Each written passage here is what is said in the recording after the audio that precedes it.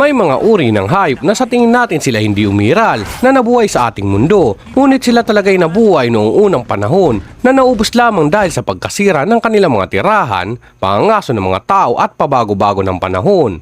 Na sa bidyong ito, sila'y ating kikilalanin.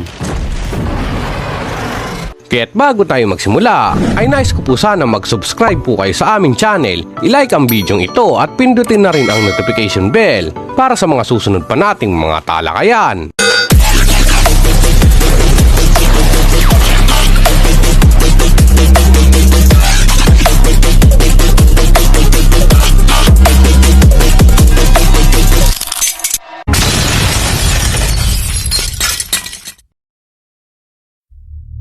Ang una sa listahan natin ay ang Tasmanian Tiger o Thylacine.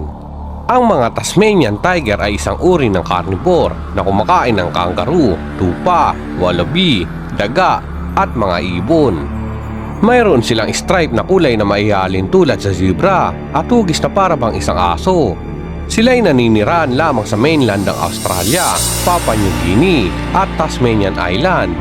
Noong 20th century, ang mga tao sa Europa ay tinawag nilang vampire dog ang mga Tasmanian dahil sa napatunayan na sila'y umiinom ng dugo na isa sa mga naging dahilan upang sila'y hantingin ng mga tao at katayin.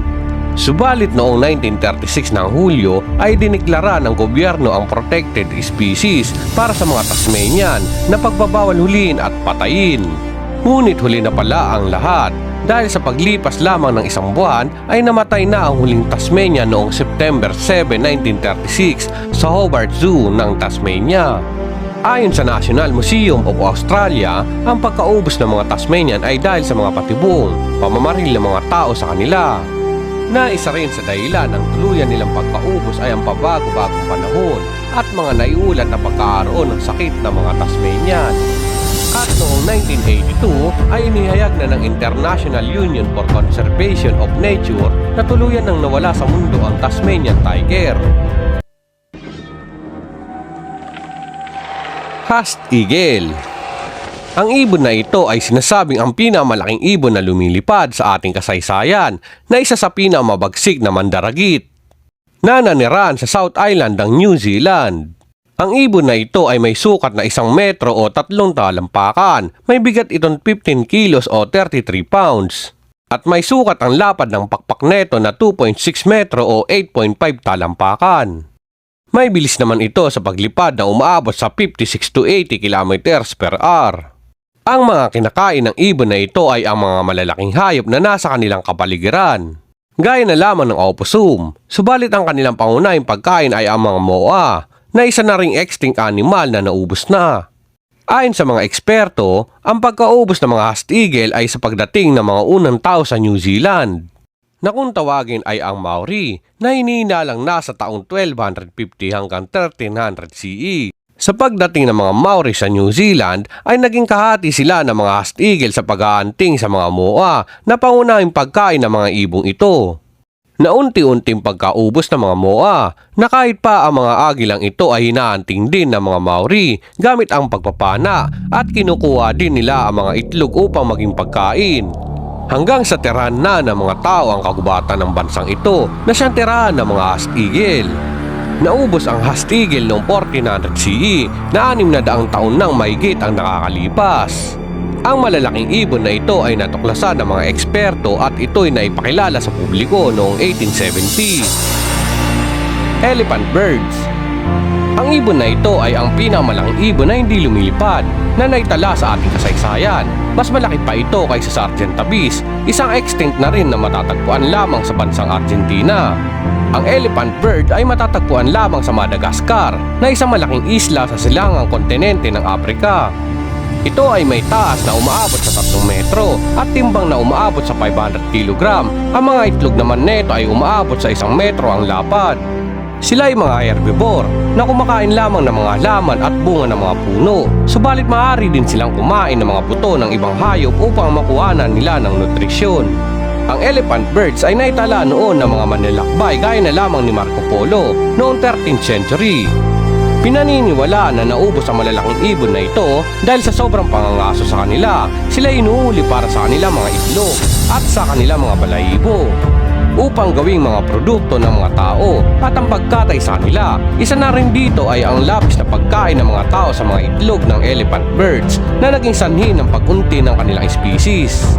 At ang pagkasira ng kagubatan na dahilan upang sila'y wala ng makain at matirhan na naging malaking banta din sa kanila ang kanilang mga predator dahil sa wala na silang mapapagtaguan. Sinasabi ng mga eksperto na ang huling na italang elephant birds ay noong 17th century.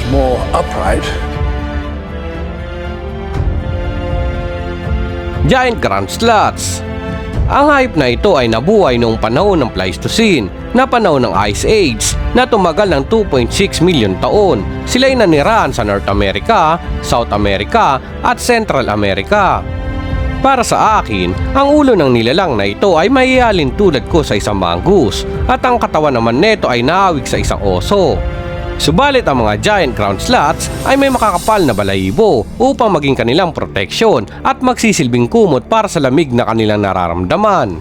Ang kulay ng kanilang balahibo ay nakadepende ito sa kulay ng kapaligiran na kanilang ginagalawan, subalit madalas na kulay ng kanilang balahibo ay itim. May malalaki din silang mga kuko na ginagamit nila upang humawak ng puno na ginagamit din nila sa paglalakad sa lupa. At ang haba ng kanilang katawan ay umabot sa 6 metro na may bigat na 4,000 kilogram. Ang mga sloths ay isang herbivore na kumakain lamang ng mga halaman, dahon at sanga. Ayon sa mga eksperto, ang mga sloths ay hindi mabangi sa mga tao gaya ng ibang mga hayop. Kaya't isa ito sa naging dahilan upang sila'y madaling hulihin at gawing pagkain ng mga Neanderthals o ang mga taong nabuhay noong panahon ng Ice Age. At dahil sa pagbabago ng klima na pagkaatuyo ng mga puno at halaman na pagkain ng mga sloths ay tuluyan na nga silang naubos. Pinaniniwalaan ng mga eksperto na sila'y naubos noong huling panahon ng Ice Age na 11,700 taon na ang nakakalipas. Glyptodonts. Ang mga glyptodonts ay nabuhay mula 23 milyon taon na ang nakalipas. Sila ay nagmula sa panahon ng Oligocene hanggang sa uling panahon ng Pleistocene na nanirahan sa Hilaga at Timog Amerika. Sila ay maitutulad sa isang pagong, subalit mas malapit sila sa mga armadillos na may kalasag o shell. Ang kanilang mga shell ay napakatibay at tigas na tulad sa mga bato na nakakatulong sa kanila upang maging proteksyon laban sa kanilang mga predator. Ang mga glyptodonts ay may sukat na haba na umaabot sa 3.3 metro o 11 feet at may bigat na 400 kilos. Sila ay mga herbivore na kumakain lamang ng mga halaman, subalit may mga pagkataon din na sila ay kumakain ng mga insekto na nakadepende sa kanilang pangangailangan. Sinasabi ng mga eksperto na sila ay naubos ng huling panahon ng Pleistocene, mga 12,000 taon na nakakalipas. Dahil sa pagbabago ng klima na dahilan ng pagkawala ng kanilang pangunahing pagkain.